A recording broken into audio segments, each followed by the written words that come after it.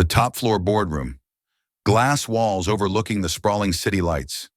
Claire Morgan, the powerful CEO, strides toward a single dad in a modest suit. The air is thick. Everyone holds their breath. She reaches out, adjusting his crooked tie with professional grace. Suddenly, the room freezes. Claire stops, her eyes narrowing as she feels a tremor. She leans in, whispering so the whole room can hear. "Why are you breathing like that?" The man stiffs, his face pale as he struggles to stay calm. A dark secret from his past is about to be dragged into the light, and the meeting is just the beginning.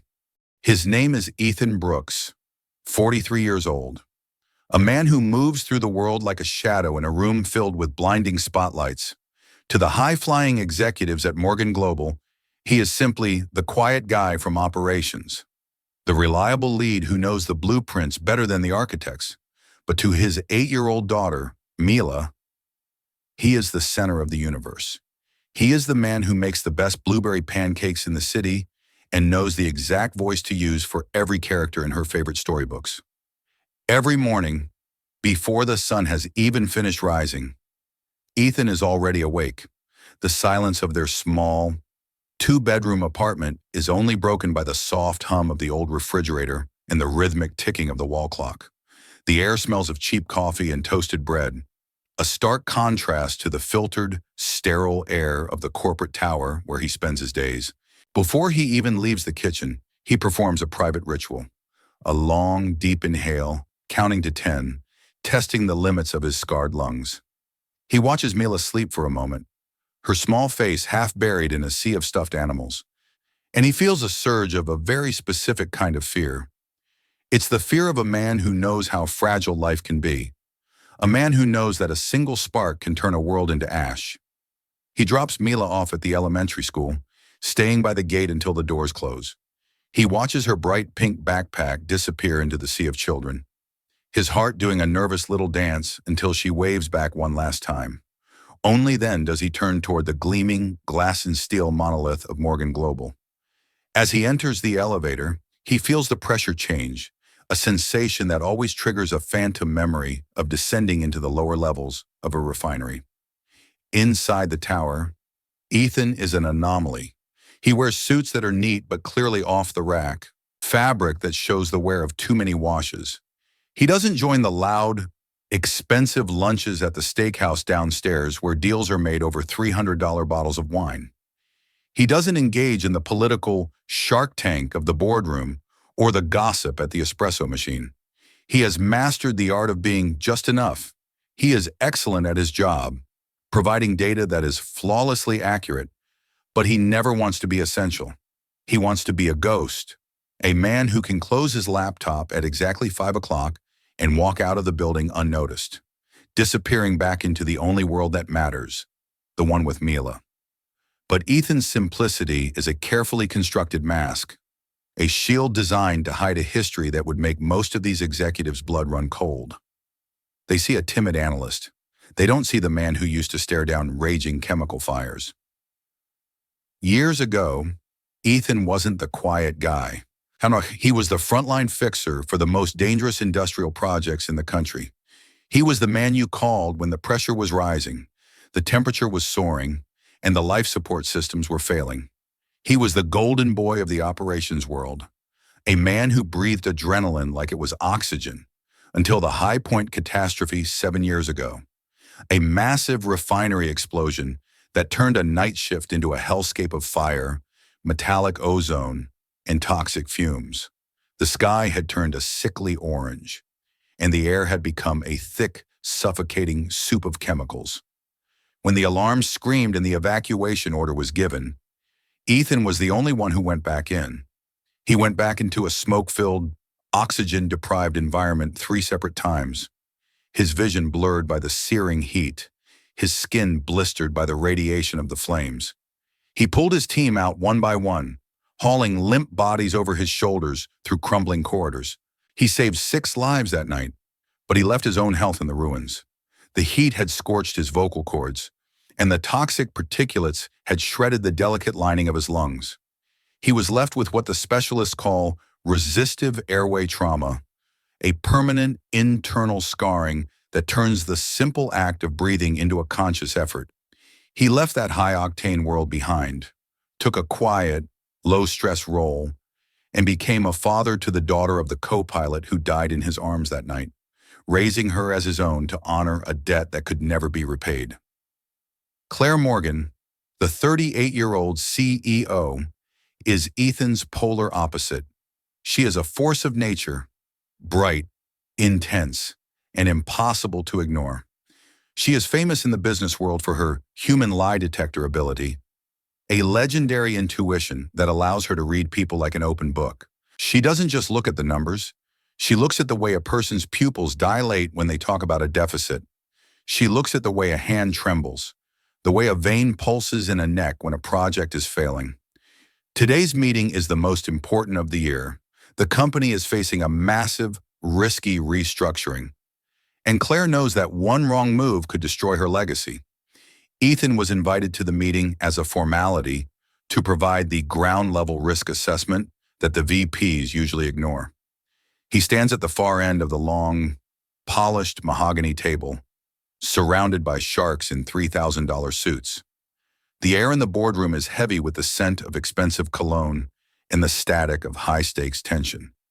Ethan speaks clearly, precisely, his voice carrying a slight, raspy edge that he tries to smooth over with sips of water. He points out the flaws in the expansion plan, the corners being cut, the risks being ignored by those who only see the profit margin. Claire watches him from the head of the table. She notices that while everyone else is leaning in, hungry for power and recognition, Ethan is leaning back, keeping a careful, deliberate distance from the center of the room. He is clearly the smartest man in the meeting, yet he acts like he wants to be the first one to leave. The temperature in the boardroom begins to rise, not from the sun, but from the friction of egos. Arguments break out over profit margins versus safety protocols. Marcus, a senior VP with an ego the size of the skyscraper, is pushing a plan that would cut the maintenance budget on the front line by 40%.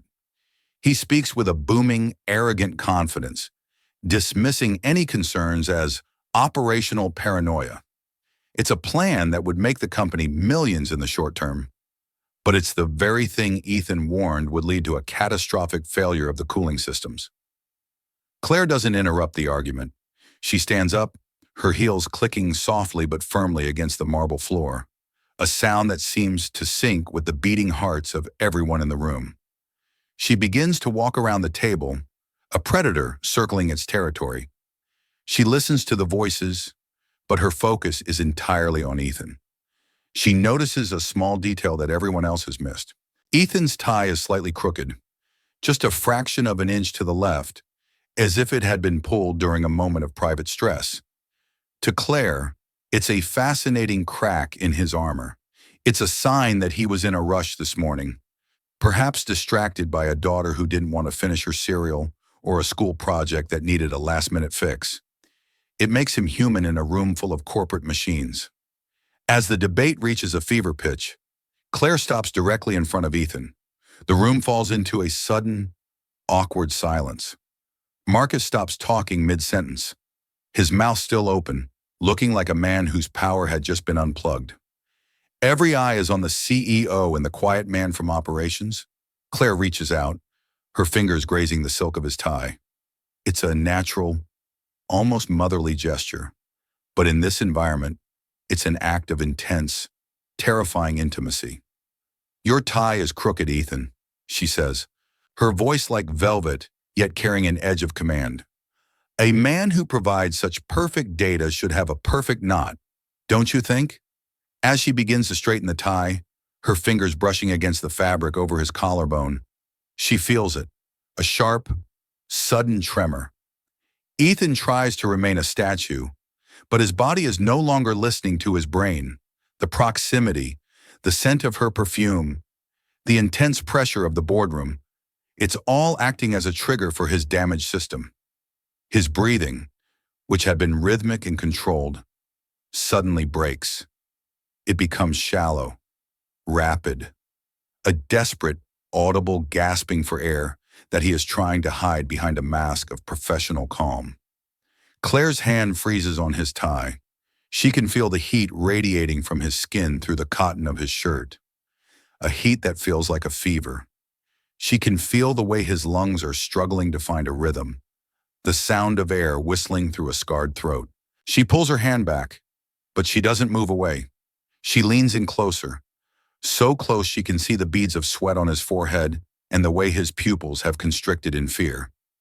The silence in the room is deafening, punctuated only by the ragged sound of Ethan fighting for air. "Ethan, look at me," she whispers, her voice dropping the CEO persona entirely, becoming something raw and real. "Why are you breathing like that? You're not nervous. This is something else. This is a struggle. What is happening?" Ethan tries to speak, but his voice is a raspy, broken thing that refuses to form words.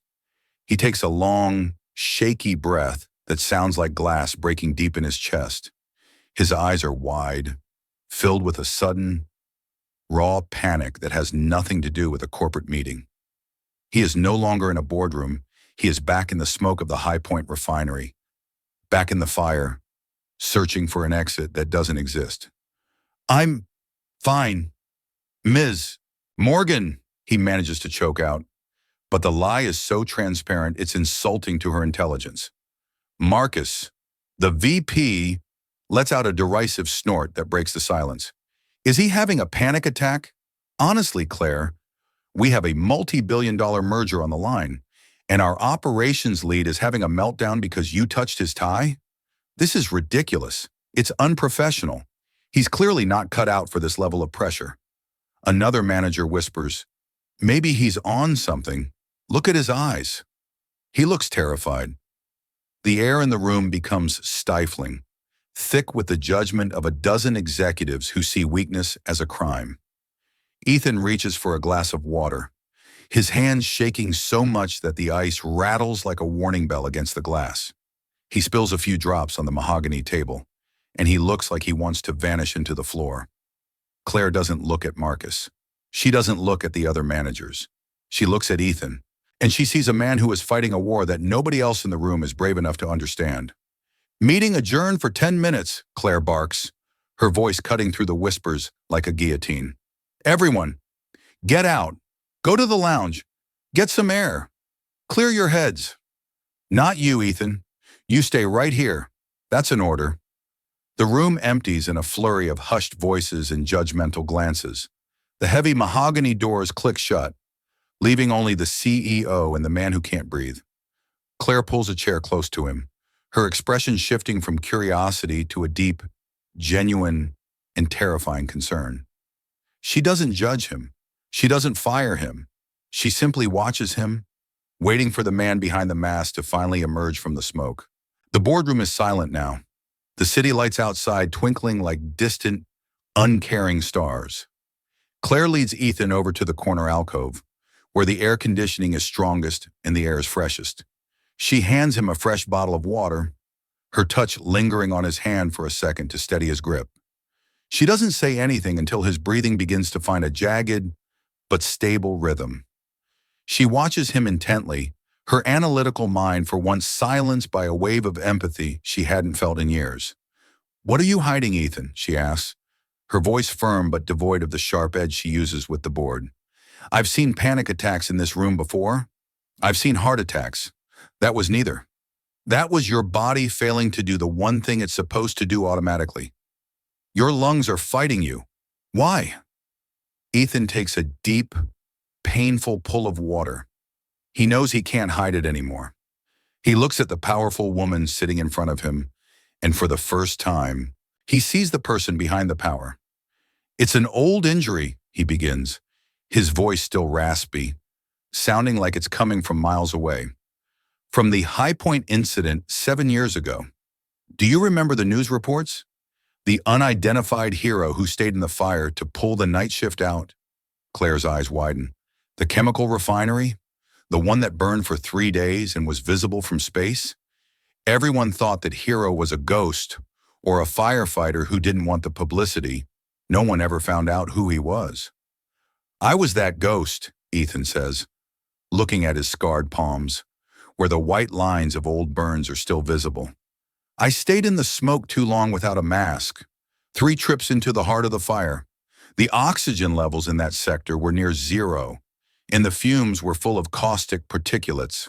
I got them out, all 6 of them, but I left part of my lungs in that building. I have what the specialists call resistive airway trauma. Usually, I can manage it. I've spent 7 years learning how to breathe around the scars, but high-stress situations, or when the air gets too dry in these climate-controlled towers, my lungs decide to protect themselves by shutting down. They think I'm back in the fire, and they close the vents. He explains the years of rehabilitation, the breathing exercises that Mila helps him with every night, the way he has to monitor every heartbeat to ensure he doesn't trigger a total collapse. He tells her about the quiet life he has built, the way he stays away from the spotlight to avoid this exact moment. He describes the guilt he still carries for the co-pilot who didn't make it, and how Mala is the living reminder of that night. "I'm a single dad, Claire," he says, his voice cracking for the first time, the sound of a man at his breaking point. "I took this job because it was safe. I stayed in the shadows because a man who can't breathe is a liability in a world that values grind and hustle. If I lose this job, if I'm seen as broken, Mila loses her world. She already lost her biological father in that fire, my co-pilot. I can't let her lose me too. I can't afford to be sick. I have to be her hero. Every single day, even when I'm dying for air." Claire listens, and for the first time in her career, she doesn't have a rebuttal. She doesn't have a strategic pivot. She realizes that Ethan isn't staying in the shadows because he lacks ambition.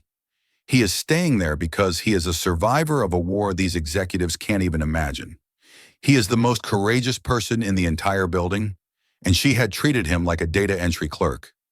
She feels a sudden, sharp pang of shame for her own previous arrogance. "You're not a liability, Ethan," Claire says, her voice low and dangerous, directed not at him, but at the culture she had built. "You're a miracle, and these sharks in the other room, they're arguing about profit margins while you're fighting for every breath you take. They don't deserve to sit at the same table as you." She calls the on-site medical team, not to have him escorted out, but to have a private, discreet checkup. "He's our most valuable asset," she tells the medic, her eyes flashing with a cold, protective fire. "If a single word of this leaves this room, if Ethan Brooks's medical history is whispered in a hallway, you'll be looking for work in another industry by sunset. Am I clear?" While the medic checks Ethan's oxygen levels, Claire stands by the floor-to-ceiling windows, looking down at the city. She thinks about the plan Marcus was pushing, the plan to cut maintenance and safety to boost the stock price. She realizes that Ethan wasn't just presenting data, he was presenting the reality of human limits. Limits he had crossed and paid for with his own blood. She decides then that Morgan Global needs to change, or it doesn't deserve to exist. The board members file back into the room, whispering, casting sideways glances at Marcus, expecting to see Ethan's chair empty. They are prepared for a resignation or an escorted exit. Marcus sits with a smug grin, already thinking of who to promote to Ethan's old spot. Instead, they find Ethan Brooks sitting in the chair usually reserved for the chief operating officer, right at the right hand of Claire Morgan. The atmosphere in the room has shifted. The air feels charged with a different kind of electricity, a tension that isn't about profit, but about respect. Claire stands up, her gaze sweeping over the table like a cold wind that freezes the smirks off their faces. "We are adjusting the restructuring plan," Claire announces, her voice echoing with a new, undeniable authority that silences every whisper. "We are going to listen to Ethan's risk assessment, not just the highlights, every single word of it." Marcus, the VP, tries to interject, his face flushed with anger. "But Claire, the timeline, if we follow this cautious approach, we'll lose the Q3 targets. The investors will think we've gone soft. We have a commitment to the shareholders." Claire looks him dead in the eye, her gaze like ice. Our first commitment is to the people who make this company run, Marcus. Safety isn't a soft target. It's sustainable performance. If we break our people, if we treat them like replaceable parts, we break the company. We are moving forward with Ethan's alternative solution. It's smarter. It's automated where it needs to be, and it doesn't require our frontline workers to risk their health for a bonus check they might never live to cash. Ethan takes the floor. This time, he doesn't try to be invisible. He speaks with the authority of a man who has looked death in the face and decided to walk away for the sake of his child. He presents a solution that uses high-tech sensors and remote operation, a plan that keeps the humans in the safety of the control rooms while the machines do the heavy lifting in the danger zones. He details the cost-saving benefits of long-term stability over short-term gains, dismantling Marcus's arguments with surgical precision. He explains the technical specifics, his voice steady, even as he pauses occasionally to take a measured, deep breath. The board members, initially skeptical, begin to nod as the logic takes hold. The numbers are flawless. The long-term efficiency is undeniable. But more importantly, the conviction in Ethan's voice is impossible to ignore. He isn't just talking about operational data. He's talking about the value of a human life. By the end of the hour, the board votes unanimously in favor of the new plan. Claire looks at Ethan and gives a small, almost imperceptible nod of respect. No one in the room dares to laugh at him now. No one questions his strength or his suitability for the role. They see a leader who doesn't need to shout to be heard. They see the ghost who just saved the future of the company. After the room clears, Claire walks over to Ethan. The sun has set, casting long, orange and purple shadows across the executive suite. The city below is a sea of lights, a million lives moving through the dark. The cleaning crew has started their rounds. The soft hum of vacuum cleaners, a reminder that the world keeps turning outside the boardroom. "I'm sorry," she says, her voice genuine and soft, a tone she rarely uses. "I'm sorry for the way I spoke to you before I knew. I'm sorry for making you feel like you had to hide your scars. In this building, we often forget that there are real people with real stories behind the titles. I was so focused on being a leader that I forgot to be a person." Ethan smiles, a real, tired but relieved smile. "Thank you for asking, instead of judging, Claire. Most people in this world just assume I'm nervous or incompetent. You were the only one who noticed I was fighting a battle. You were the only one who saw the person, not just the employee." Claire makes him an offer on the spot, a senior operational consultant role, reporting directly to her. It comes with a massive raise, but more importantly, it comes with a completely flexible, human-first schedule. "I want your brain, Ethan, not your physical presence in this office 12 hours a day. Work from home when you need to. Be there for Mila. We need you healthy, and we need you happy. You're the heart of this new direction. You're the one who will teach us how to breathe again." Ethan accepts, not for the prestige, but for the peace it brings to his home. He realizes that for the first time in 7 long years, he doesn't have to carry the weight of his secret alone. He doesn't have to be just enough to survive. He can be a hero and a father at the same time, without the fear of being found out. He can finally tell Mila that her dad is proud of his scars. At exactly 3:30 p.m., Mila arrives at the lobby with her babysitter. She's wearing a bright pink backpack with a cat on it, and her face lights up like a star when she sees her dad walking out of the elevator. Not as a shadow, not as a ghost, but as a man who is standing tall, his head held high. Ethan walks past the security desk, no longer avoiding eye contact with the guards, but offering a small, confident nod. "Daddy, you're early," she shouts, her voice echoing through the marble lobby. Ethan lifts her up, taking a long, deep, easy breath. The air feels different today. It doesn't feel like a struggle. It feels clean. It feels like a future. Claire watches them from the balcony above. and she understands a fundamental truth of leadership that no MBA could ever teach. It's not about the power you hold, it's about the people you lift up. Ethan Brooks, the single dad who used to hide in the shadows, is now the man who guides the fleet. And every time he looks at his tie in the morning, he remembers that a single question, asked with kindness, can change the course of a life forever. He knows that his breathing is finally his own again. If you believe that sensitivity and understanding can create better leaders, subscribe to follow the next stories and leave a comment. Have you ever been misunderstood just because you were trying to act fine?